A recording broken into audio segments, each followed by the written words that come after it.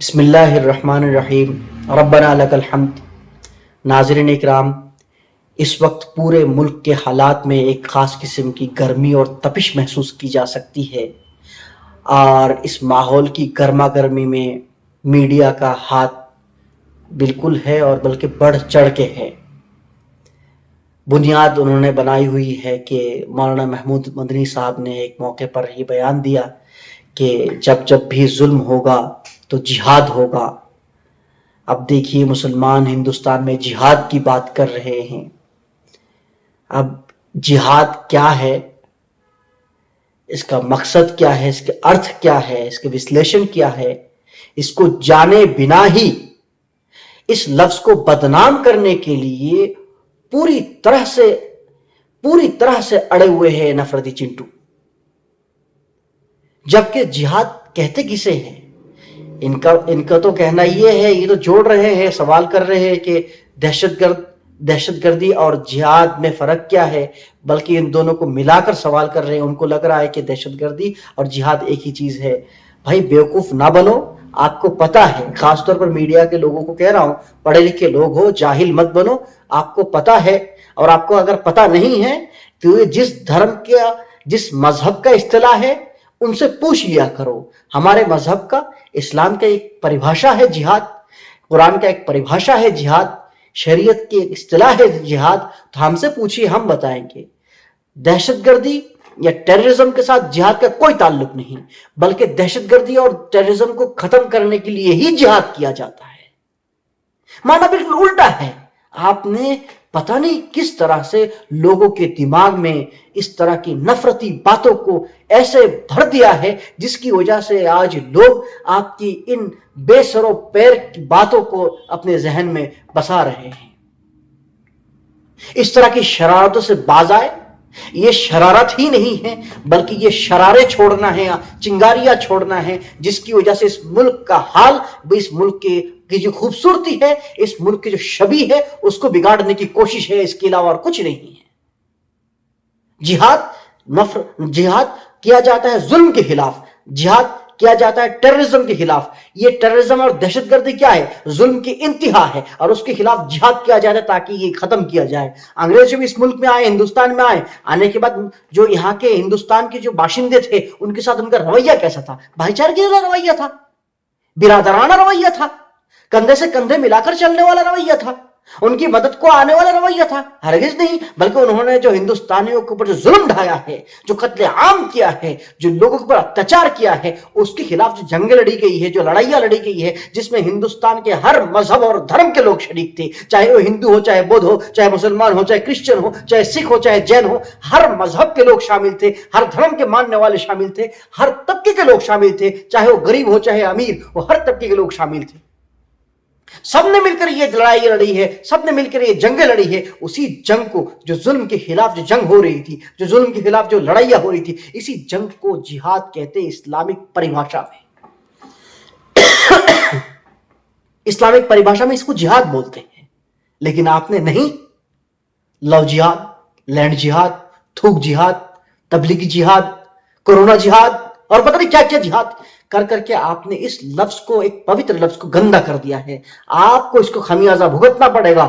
جن نفرتی لوگوں نے، جن نفرت پھیلانے والے لوگوں نے، تخریب کاروں نے، جن سازشی اور پروپیگنڈا کرنے والے لوگوں نے اس طرح کی حرکت کی ہے کہ ایک مذہب کے پوتر شبد کو انہوں نے ناپاک اور بدترین قسم کے الفاظ کے ساتھ، بدترین قسم کی میننگ کے ساتھ جوڑنے کی کوشش کی ہے، ایسے خراب ارتھ کے ساتھ ملانے کی کوشش کی ہے۔ یاد رکھنا، دنیا گول ہے، واپس آپ پر ہی آئے گا۔ آپ نے سنا ہوگا راحت اندوری صاحب کا جو ایک شعر ہے کہ لگے گی آگ، تو ایک ایسا شعر ہے، مجھے پورا یاد نہیں آ رہا ہے کہ اس بستی میں ہمارا اکیلے کا مکان تھوڑا ہی ہے، یعنی کہ اگر کہیں پر آگ لگتی ہے تو اگر کوئی بیٹھ جائے چپ چاپ، جس جگہ آگ لگ رہی ہے لگنے دو، ایسا کچھ نہیں ہے، وہ آگ ادھر کو بھی آئے گی۔ یہ جب چنگاریاں چھوڑ رہے ہو، شرارے چھوڑ رہے ہو، شرارتیں کر رہے ہو، اس سے دوسرے کو تو نقصان پہنچ ہی رہا ہے، لیکن آپ کو بھی جو نقصان پہنچے گا، وہ آپ کو جو ایسا نقصان پہنچے گا وہ عبرتناک ہوگا، وہ تاریخ کے صفحات میں کالے اکشروں میں لکھے جائیں گے۔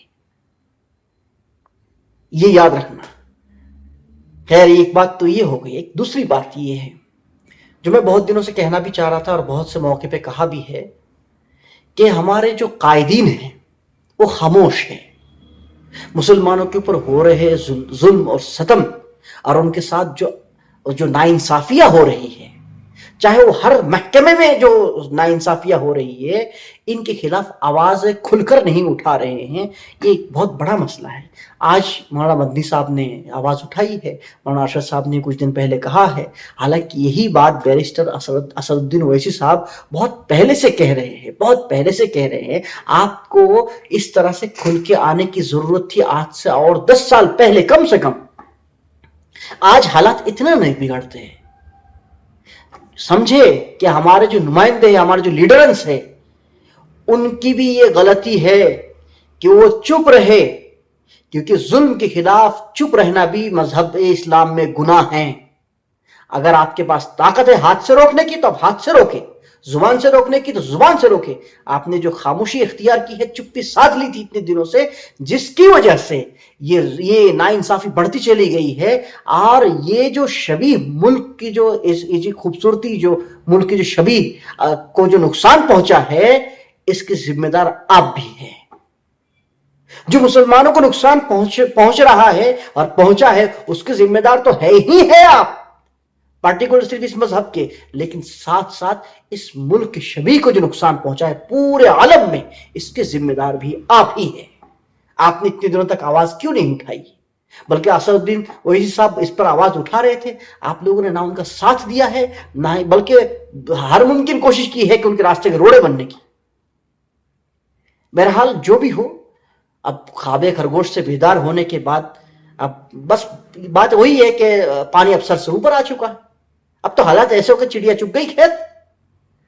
لیکن ابھی دیر آیت درست آیت. خیر اللہ تعالیٰ آپ کی ان کاوشوں کو اور آگے بڑھائے اور کامیاب فرمائے. ہم آپ کے ساتھ ہے، ہر ہندوستانی آپ کے ساتھ ہے، ہر مسلمان آپ کے ساتھ ہے، ہر سمجھدار بھارتی آپ کے ساتھ ہے.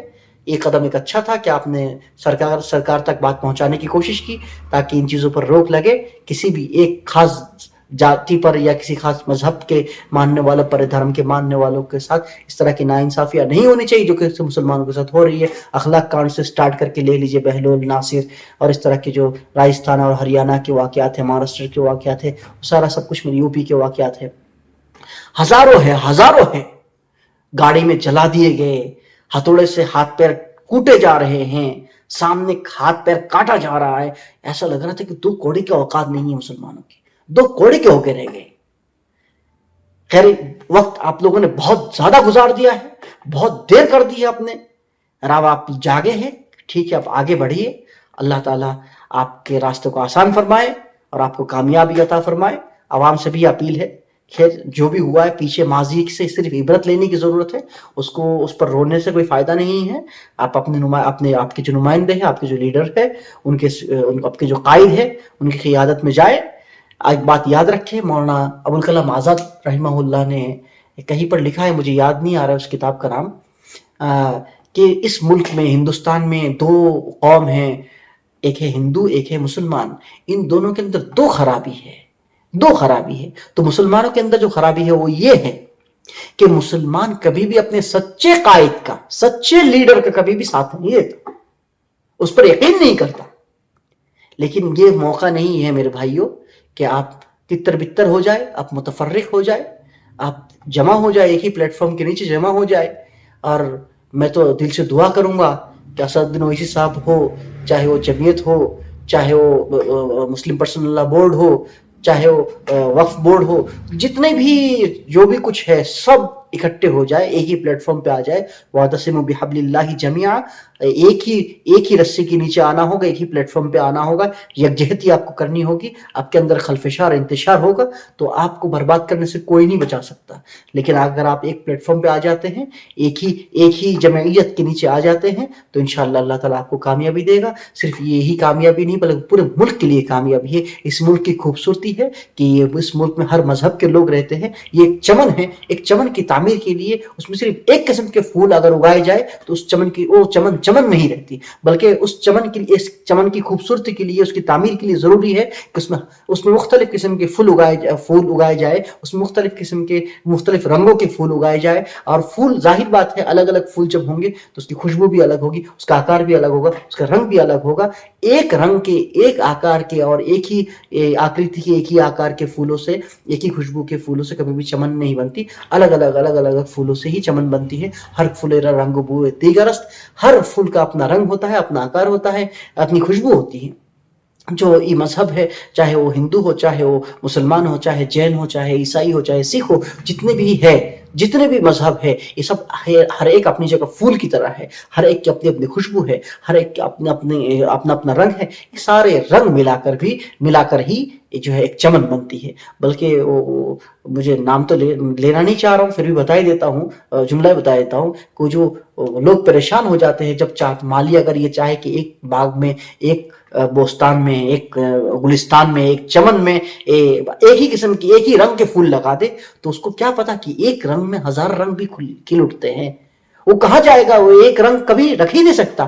یہ جو خوبصورتی ہے نیچر کی وہی ہے کہ الگ الگ رنگوں کی مشرن سے ہی یہ نیچر کی خوبصورتی بنتی ہے. آپ نے کبھی اگر آپ نے پہاڑوں کا سیر کیا ہوگا تو آپ نے دیکھا ہوگا پہاڑوں میں شملہ جائے، آپ کشمیر جائے یا اتراکھنڈ کے پہاڑیوں میں جائے تو آپ نے دیکھا ہوگا کہ درخت کبھی بھی برابر نہیں ہوتے. الگ الگ درخت ہوتے ہیں، چھوٹے چھوٹے، بڑے بڑے، موٹے پتلے، الگ الگ قسم کے درخت ہوتے ہیں.